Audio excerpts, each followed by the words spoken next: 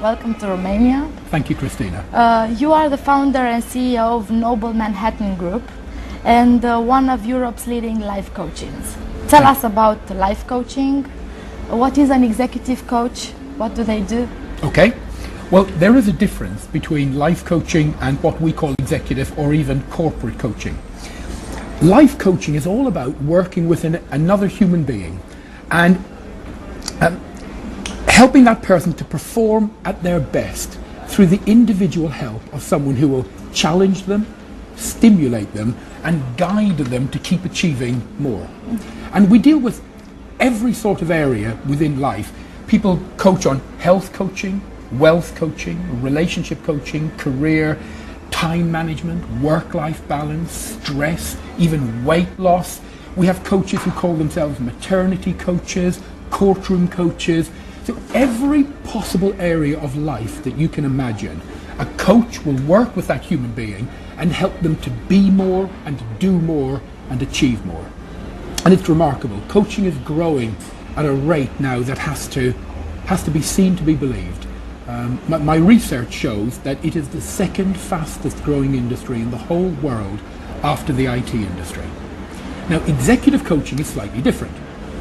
Executive coaching is working with a man or a woman who is at a management level within the corporate or business world, usually paid for by the company. And the words here would be peak performance, helping that lady or gentleman to achieve peak performance within their work environment. Although what we find is when you work with another human being, very quickly other areas will come in. So you may start working with someone on a management issue, delegation, responsibility, achieving peak performance, increasing profits, delegation issues. It could be any of those, but quickly other things come in. Time management, emotional areas, relationship areas, health, well-being, peace of mind. So in fact, we're seeing now a huge change in the corporate world, all around the world, from India to Canada to South Africa to Argentina to Australia, everywhere. Companies, years ago, used to want to get the most out of their managers. If they were paying a lady or a gentleman a lot of money, they really wanted them to work ever so hard. Now the thinking is different. Now the thinking is, if you pay a senior executive a lot of money, you don't want that person having a heart attack or a stroke. You don't want them getting divorced. You don't want them being very stressed and emotionally unstable. You want the opposite. You want them to be fit and healthy. You want them to have a good, stable family background. You want them to be emotionally calm and adjusted so that when they are at work, they can focus in and achieve peak performance. And we're seeing some of the major brand names in the multi-billion-dollar companies around the world embracing coaching. And it really is phenomenal. They want robots. No, they don't want robots. They want real, live, flesh and blood human beings with emotions who can relate to their team, who can manage in an empathetic, humanistic way, not a stressed out way, not a robotic way. They want people who can really relate to their people and achieve the best from their people by being totally effective and human. You are known to be a leading authority in life coach training, and you have extensive experience in the different learning methods. What are the differences between life coaching and corporate coaching as far as the people are involved? The people who tend to come to train to be a life coach are very caring people.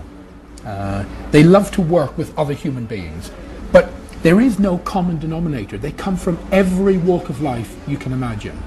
We have people who are HR directors, managers, nurses, alternative therapists, trainers.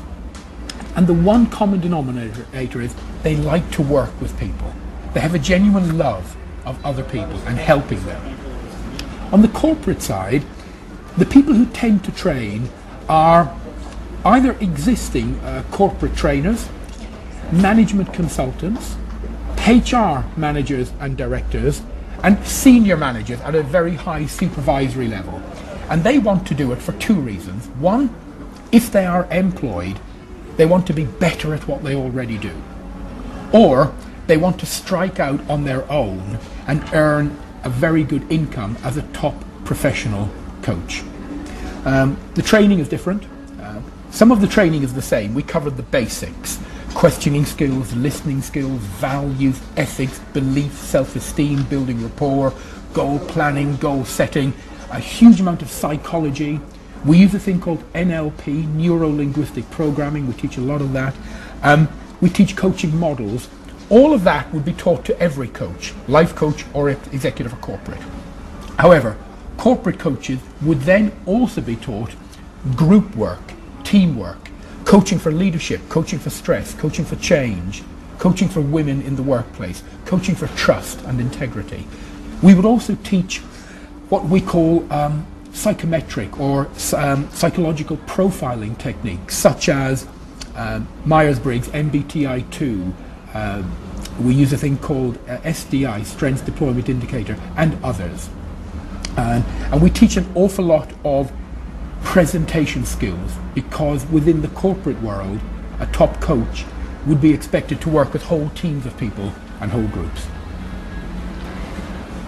How does life coaching influence people personally and the people around them? Oh, hugely, hugely.